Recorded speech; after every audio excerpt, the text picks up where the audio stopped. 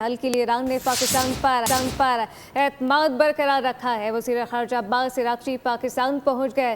نور Khan air base پر field marshal اور وزیر اعظم نے شاندار استقبال کیا۔ نائب وزیر اعظم کی جانب سے مہمان کا استقبال کیا گیا ہے۔ پاکستان آمد سے قبل ایرانی وزیر خارجہ کا سوشل میڈیا پر پیغام بھی سامنے آیا، جس میں انہوں نے ہمسایہ ممالک کو ترجیح دینے کا اعلان کیا۔ ایران میں دیر پا امن کے لیے پاکستان امید کی کرن بن گیا۔ وزیر خارجہ عباس عراقچی کے اسلام آباد آمد ہوئی۔ نائب وزیر اعظم اسحاق ڈار اور فیلڈ مارشل عاصم منیر نے ایرانی وزیر خارجہ کو خوش آمدید کہا۔ عباس عراقچی نے فیلڈ مارشل اور وزیر داخلہ محسن نقوی سے اہم ملاقات کی، جس میں خطے کی سیکیورٹی صورتحال اور پائیدار امن کے لیے مشترکہ سفارتی کوششوں کے فروغ پر زور دیا گیا۔ دورے سے قبل ایرانی وزیر خارجہ نے سوشل میڈیا پر بیان جاری کیا، جس میں کہا گیا کہ یہ دورہ ایک وسیع سفارتی مہم کا حصہ ہے، جس میں اسلام آباد کے بعد وہ مسقط اور ماسکو بھی جائیں گے۔ انہوں نے کہا، ہمارے دوروں کا مقصد شراکت داروں کے ساتھ علاقائی پیش رفت اور مشاورت کرنا ہے، اور ہماری خارجہ پالیسی میں ہمسائر ممالک ہمیشہ اولین ترجیح رہیں گے۔ عباس عراقچی کا یہ دورہ ایک ایسے نازک موڑ پر ہو رہا ہے جب خطہ مختلف دفاعی اور سفارتی چیلنجز کی صد میں ہے۔ خطے میں امن کے لیے پاکستان سرگرم عمل ہے۔ اسلام آباد میں بڑی بیٹھک لگنے کا امکان بتایا جا رہا ہے۔ ایرانی حکام سے بات چیت کے لیے اسٹیو وٹکاف اور جیرڈ کوشنر ثالثی مذاکرات کے لیے آج اسلام آباد پہنچ سکتے ہیں، جبکہ ایران کی جانب سے ابھی تک شرکت کی تصدیق نہیں کی جا سکی ہے۔ دوسری جانب روسی وزیر خارجہ نے قیام امن کے لیے اہم ملاقاتیں بھی کی ہیں۔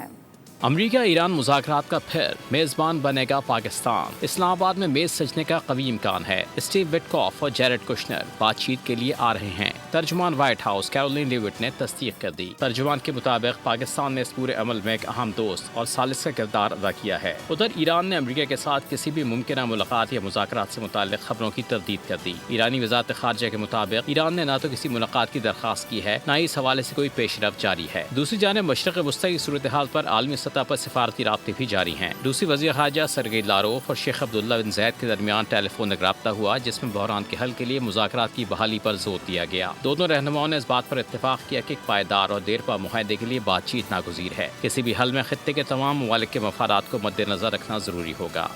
ایران امریکہ مذاکرات کے دوسرے مرحلے کے انعقاد کے لیے پاکستان کی بھرپور سفارتی کوششیں جاری ہے۔ ایرانی وزیر خارجہ عباس عراقچی سے ملکی دورے کے پہلے مرحلے میں اسلام آباد میں موجود ہیں۔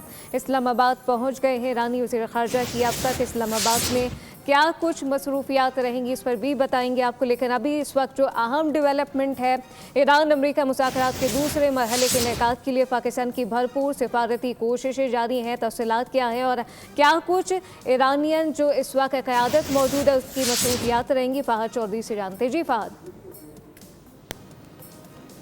جی بالکل، پاکستان کی بھرپور سفارتی کوششیں تاحال جاری ہیں کہ امریکہ اور ایران کو اسلام آباد پیس ٹاکس کے دوسرے مرحلے کے لیے دوبارہ ایک میز پر بٹھایا جائے۔ اسی حوالے سے ایران کے وزیر خارجہ عباس عراقچی انتہائی اہم سہ ملکی دورے کے پہلے مرحلے میں اسلام آباد میں اس وقت موجود ہیں۔ گزشتہ شب جب وہ اسلام آباد نور خان ایئر بیس پر پہنچے تو فیلڈ مارشل عاصم منیر، نائب وزیر اعظم اسحاق ڈار اور وزیر داخلہ محسن نقوی نے ان کا استقبال کیا، اور آج پہلی اہم ملاقات ایرانی وزیر خارجہ کی فیلڈ مارشل عاصم منیر سے ہوئی ہے۔ اس اہم ملاقات میں قومی سلامتی کے مشیر عاصم ملک، وزیر داخلہ محسن نقوی کی جانب سے وزیر خارجہ کے ہمراہ معاون وزیر خارجہ بھی شریک تھے، اور اس ملاقات میں یہ اتفاق کیا گیا کہ مشرق وسطیٰ میں قیام امن کے لیے مشاورت جاری رکھی جائے، اور پاکستان اور ایران کے درمیان جو دفاعی تعاون ہے اس کے حوالے سے بھی اتفاق کیا گیا۔ آج ایرانی وزیر خارجہ کچھ دیر بعد حکومتی ذرائع کے مطابق نائب وزیر اعظم اسحاق ڈار سے اہم ملاقات کریں گے، جس کے بعد آج شام وزیر اعظم شہباز شریف سے ایرانی وفد کی اہم ملاقات ایکسپیکٹڈ ہے، اور اس ملاقات کے لیے وزیر اعظم شہباز شریف ہنگامی طور پر آج لاہور سے اسلام آباد روانہ ہوئے ہیں۔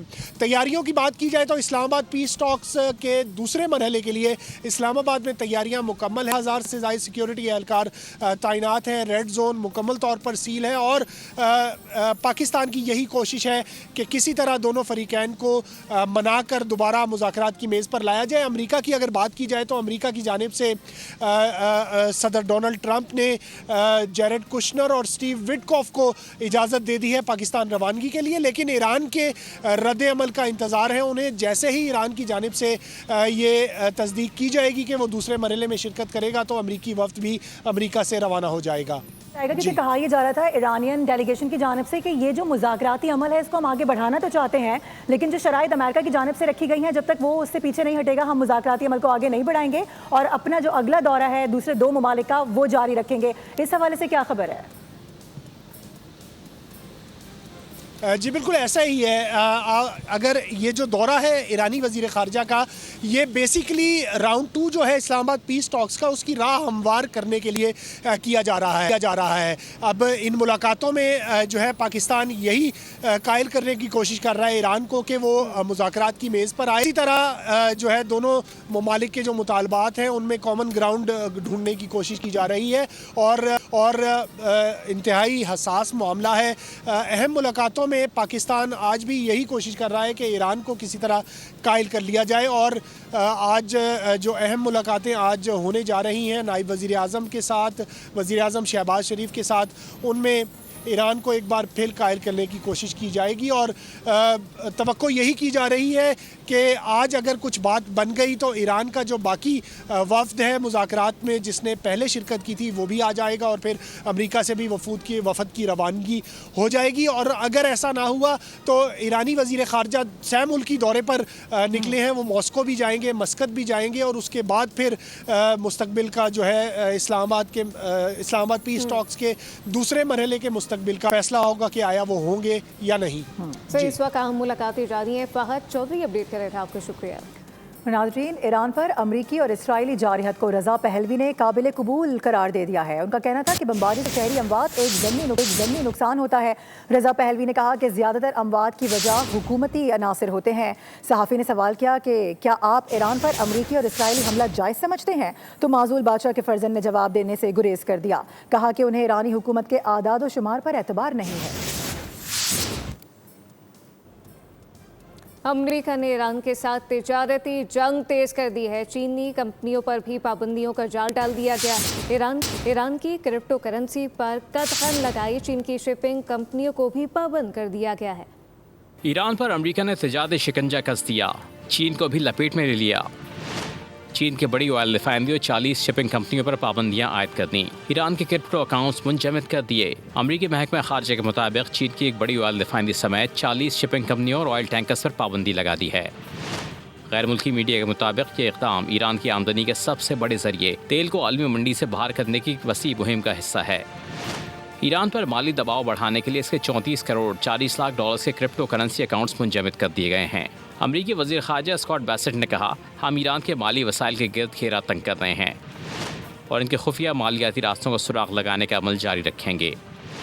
ईरानी पार्लियामेंट के स्पीकर बाकर गालिबाफ ने इन पाबंदियों के जवाब में अमरीकी मालियाती निज़ाम की कमज़ोरियों को निशाना बनाया। गालिबाफ का कहना है डॉलर स्विप और दीगर मालियाती इक़दामात दरअसल अमरीकी असासों की बेहंगम फ़रोख्त को रोकने की एक नाकाम कोशिश है।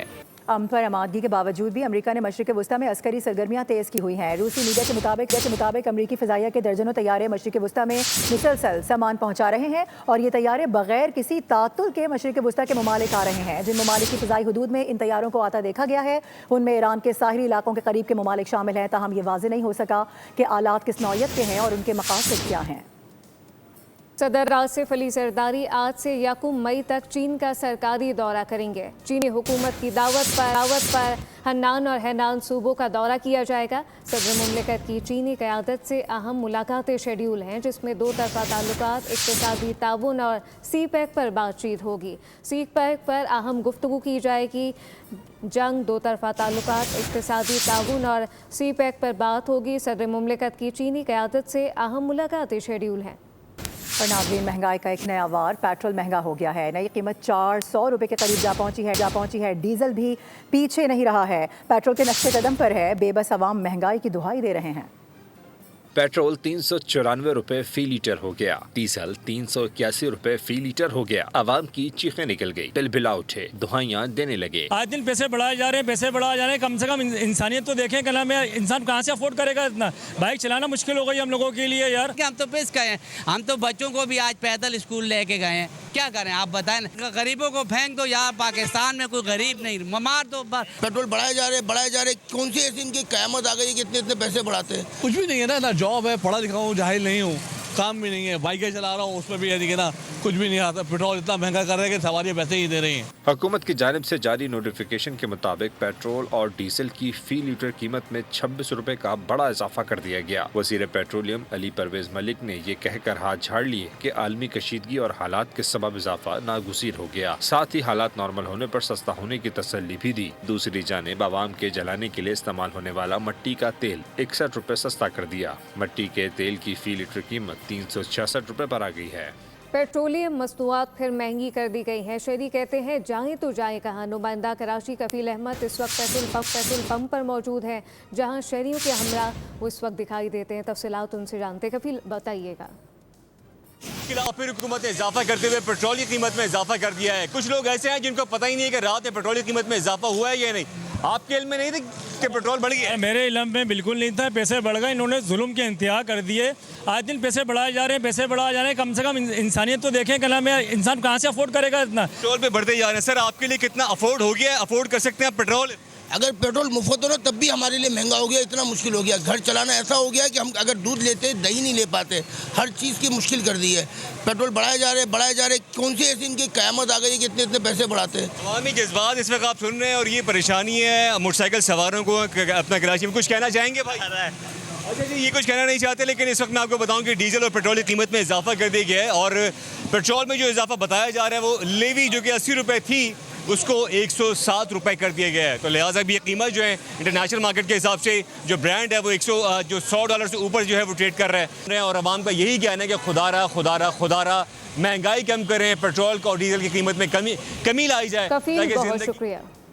हुकूमत ने लेवी ख़त्म करने के बजाय पेट्रोल डीजल महंगा कर दिया है। पेट्रोलियम मसनूआत की कीमतों में इजाफे पर अमीर जमात इस्लामी हाफिज़ नईमुर रहमान शदीद रद्द-ए-अमल उनकी जानिब से दिया गया है। और उन्होंने कहा कि महंगी गैस है, महंगा पेट्रोल है, नाकाबिल कबूल इसे करार दिया गया। कहा कि मुतवस्सित गरीब तबका तबाह हो चुका है, सनअत कारोबार बर्बाद हो गए हैं। लेवी के खात्मे और कीमतों में इजाफा वापस लिया जाए। सब्सक्राइब करें और बेल दबाएं ताकि कोई खबर रह न जाए।